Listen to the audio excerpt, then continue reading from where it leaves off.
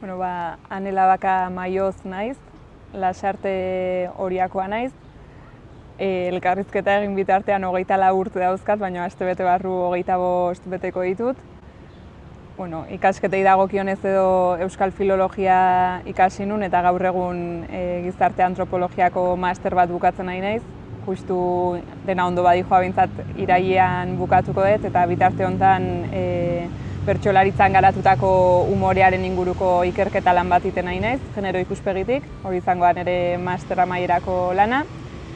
Lanbidez bertsolaritzako irakasle bezala egiten dut lan, eta horretaz gain,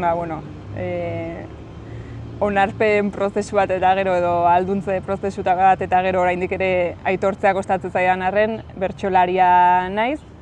Inoiz baino gustorago nabil gaur egun plazetan, baina ulertzen dut bertsolaritza ez dela bat-batekora bakarrik mugatzen.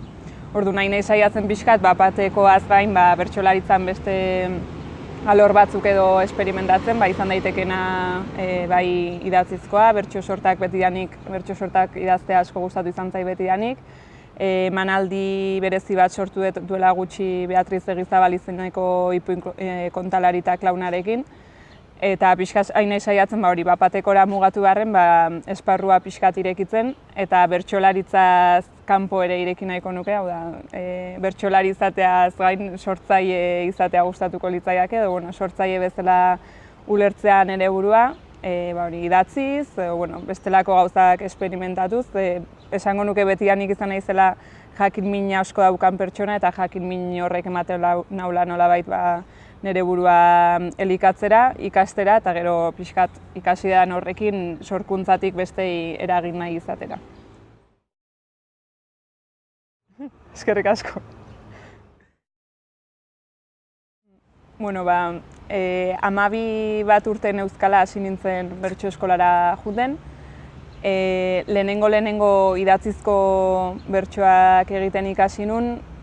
Gure etxean beti onda bertsolaritza oso presente, nire aita oso bertsozalea izan da betidanik, bera bertso eskolan ibiltzen zen, ni gaur egun esaten diot bertsolari frustratuetako bat zala, Lasarteko bertso eskolan beti saltxean ibiltzen zana eta gaur egun ere oraindik ibiltzen dana. Eta lehenengo nire aizpagaztena, Maili, 2 urte gaztegoa hasi zen bertso eskolan, gu orduan 10 ikastolara jute ginen Añorgara eta bertan hasi zen. Eta ni oraindik neon pixkat gurasoei gustatzen zaienari edo gurasoek nahi duten horri kontra egiteko fasean edo, orduan bertsolaritzak ez nindun gehiegi erakartzen. Eta Maili hasi zanen bere bidez pixkat ezagutzeko aukera eduki nun bertso eskolen mundua, edo pixkat inbidia edo jakinmin pixkat sortu zian behaiek bertso eskolan egiten zuten horrek, eta Mailiren bidetik 2 urte beranduago ni ere hasi nintzen hori. 12 urte izango nituen garaian. Maixu bakarra izan dut, hasiera hartatik, esan duten bezala 12-13 urte ingurukin bertso eskolarako pausoa eman nahi izan nun, eta justu Añorgako bertso eskolako ordutegiak ez zetozten bat nire ordutegiekin, orduan 1000 gauza egiten ditun, musika, solfeo, kirola eta beste 1000 gauza. Orduan aitak bat zeukan Amaia Agirre bertsolaria ezautzezun, eta bere bidez hasi nintzen asteazuraino juten, astean behin bertso eskolara. Asteasun elkartzen ginen asteasuko zenbait gazte, Bilabona eta Tolosaldea inguruko beste batzuk, eta nik ere aukera izan nun area juteko. Orduan maixu bezala galdetzen badiazu bai garai hartan eta bai oraindik ere gero maixua zana denboakin lagun bihurtu zen eta orain nire lagun honenetako bat da Amaia Agirre, hori bere izena esan behar dut ezinbestean. Egia esan gaur egun nahi baino denbora gutxio eskaintzen diet bertso sortak idazteari. Bai izan da bertsolaritzako esparru bat betidanik asko gustatu izan zaitela. Lehen esan dut hasieran idatziz hasi nintzala eta beti esatet gehien kostatu zaidan pausoa bertsotan egiteko izan dela idatzizkotik bat-baterako salto hori ematea.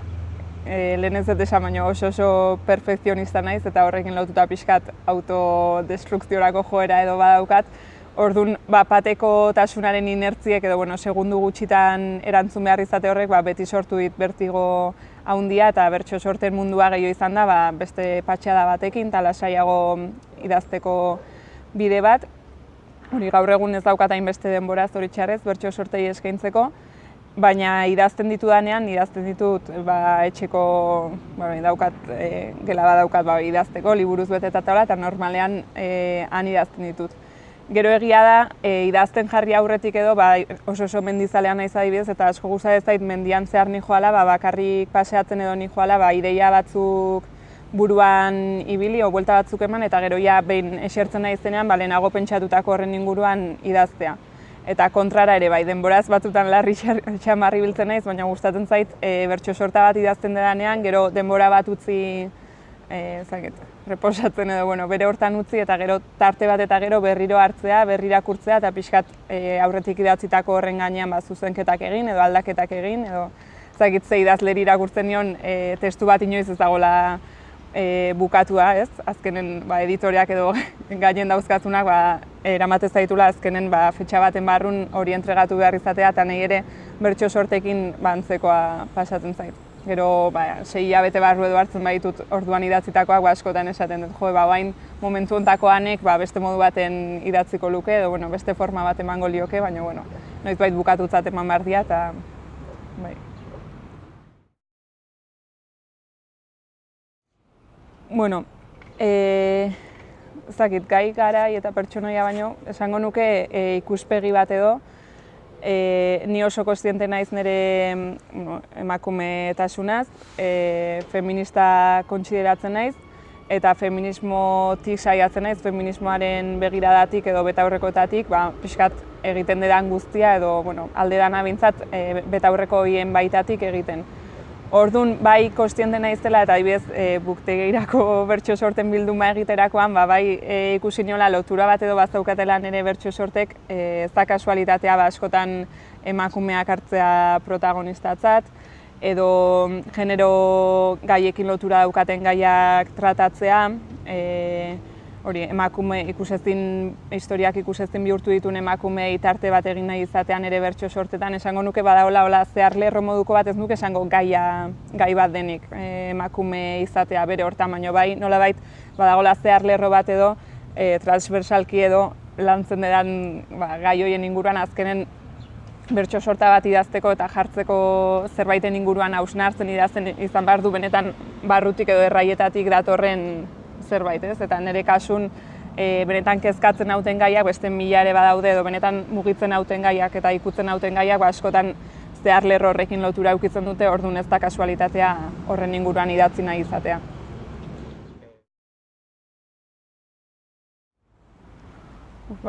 Ezakit, mila gauza izan daitezke, justu duela hilabete batzuk idatzi nuen Saturrarango emakumeen espetxe, izandakoari buruz, ez?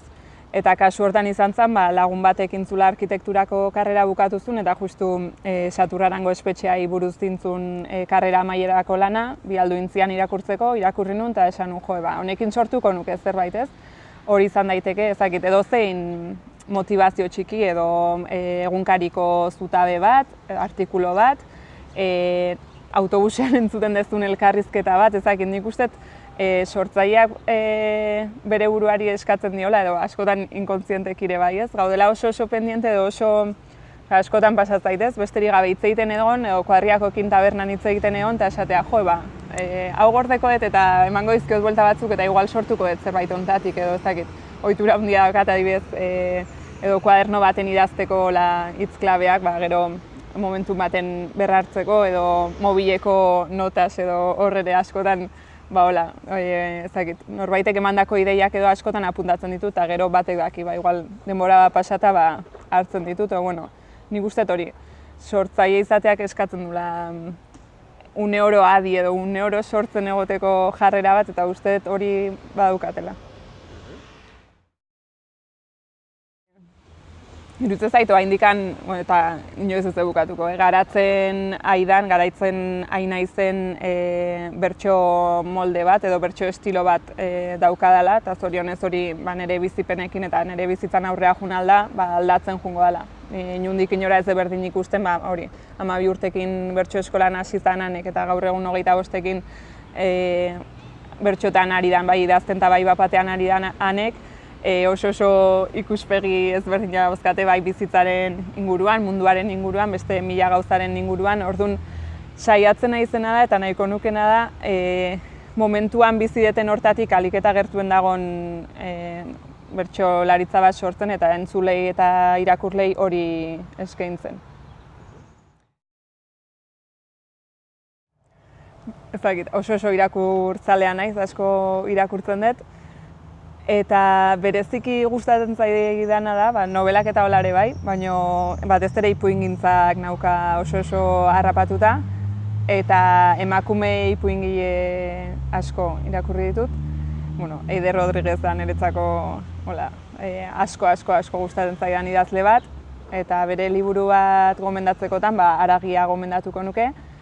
Eta horretaz gain, ipuingintza saian hain ezaguna edo ez den beste autore bat ere, Uxue Apaolaza, eta bere ipuin liburua ume gezurra esaten dutenetik. Bi horiek, Haragia eta ume gezurra esaten dutenetik.